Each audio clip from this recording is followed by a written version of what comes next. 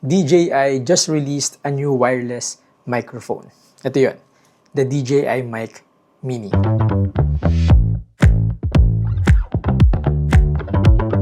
Before anything else, gusto ko lang magpasalamat sa DJI Philippines for sending me this and for making this video possible. I actually tried yung 3 generations ng wireless microphones ng DJI. So in all honesty, personally, excited ako about this. So tara, pag-usapan natin siya. Let's start with the unboxing. Bali wala na tong laman. In-unbox ko na to a week ago pa. But for the sake of this video, para kompleto, ipakita ko pa rin sa inyo what's inside this box. Pero kung gusto nyo mapanood yung usual ASMR unboxing natin, pwede nyo puntahan yung Instagram accounts ko. Shameless plug. So kapag bumili kayo ng DJI Mic Mini, ito yung mga nasa loob niya. Meron siyang 4 na windscreens, 2 black, 2 white. Meron ding 3.5mm TRS camera audio cable, USB-C charging cable, charging case, and sa loob nun nandun yung receiver, 2 transmitters na may tig-isang clip magnet, and mobile phone adapter. And yung personal favorite ko, yung carrying pouch, na sobrang premium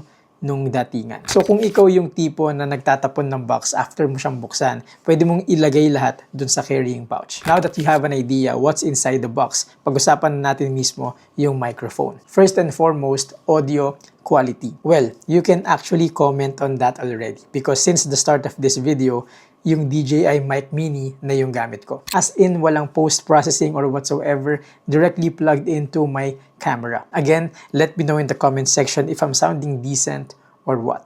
But personally, ako sobrang gustong-gusto ko yung quality ng DJI microphones since nung unang generation pa. So to be honest, itong DJI Mic Mini, nung una ko siyang tinry, hindi naman ako nagulat. In-expect ko na maganda talaga yung quality niya. Also, i-mention ko din pala na hindi lang maganda yung audio quality niya, pero sobrang stable nung transmission. Kasi may mga natry ako dati na hindi ganun ka-stable and steady yung transmission ng signal. So may mga part ng audio na napuputol and parang choppy, parang gano'n. And so far, yung DJI Mic Mini, wala naman ako naging problema as far as transmission is concerned. And one more thing, no, naglagay din si DJI dito ng 2 level of active noise cancellation. Sobrang panalo nun kasi yung 2 levels na yon, isang for indoor, isang for outdoor. Meaning, you can choose na kapag nag-shoot ka indoor, pwedeng yung noise cancellation lang for indoor yung gamitin mo. And then pag nag-shoot ka outdoor, pwedeng yung isang noise cancellation naman yung piliin mo. For me, sobrang mindful nun. Kasi may mga taong regular na nag-shoot talaga outdoor. Pero may mga tao rin kasi na mas madalas mag-shoot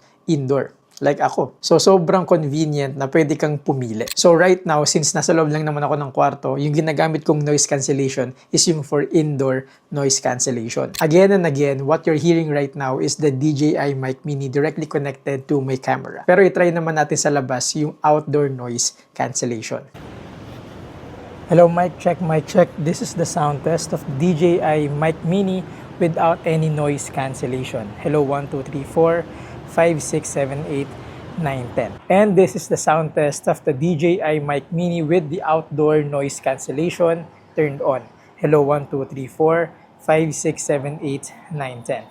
Next thing about the DJI Mic Mini is meron siyang automatic limiter for audio clipping. Meaning to say, kahit mapalakas or mapasigaw ka while recording, hindi ganong makiklip or hindi ganong mababasag yung boses mo. Alam niyo yun? Kasi minsan kahit napakaganda ng quality ng video, pero pag basag-basag yung audio, parang ang hirap panoorin. So with the DJI Mic Mini, hindi nila sinasabi na totally walang ganon kasi hindi naman siya 32-bit float, pero maiiwasan. And mind you, hindi lahat ng microphones ganon. So good job, DJI. Ako yung boses ko, kung mapapansin nyo, medyo iba-iba yung levels niya. Kasi depende sa mood, sa expression, or whatsoever. Kaya may mga microphones ako dati na ginagamit na talagang sumasabog or nababasag yung boses ko. Isa pa pala na maganda about the DJI Mic Mini is pwede mo siyang i-connect sa ibang Osmo devices. Like the Pocket 3. Like kahit hindi mo nagamitin yung receiver niya, pwede mo siyang magamit sa Pocket 3. Just like how you do with the Mic 2 that comes with it. Sobrang seamless and sobrang smooth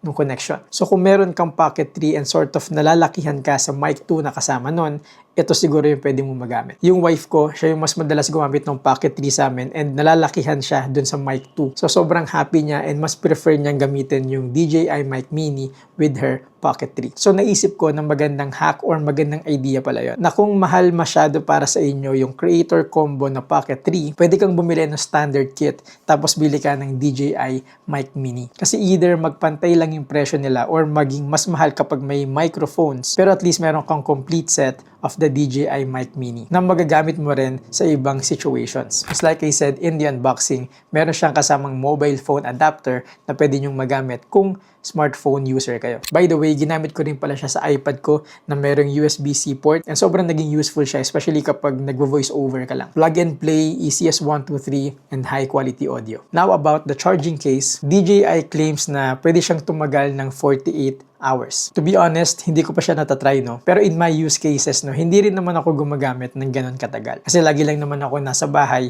and lagi ko naman siyang pwedeng ma-charge anytime. Pero kung traveler kayo, lagi kayong lumalabas, gumagala, sobrang ganda na meron siyang 48 hours of battery. So far sa lahat ng natry ko, ito ata may pinakamatagal na battery life. So good job, DJI. And sa wakas may nakaisip na na ipagkasya lahat ng necessary accessories sa loob ng charging case. Gone are the days na malilimutan mo yung dead cat or yung cable, lahat pwedeng pagkasyahin sa loob ng charging case. How amazing is that? Last but not the least, hinuli ko talaga siya, no? Kasi ito para sa akin yung main event or yung main selling factor, yung pagiging mini niya. Kasi if you look at it, sobrang liit lang niya.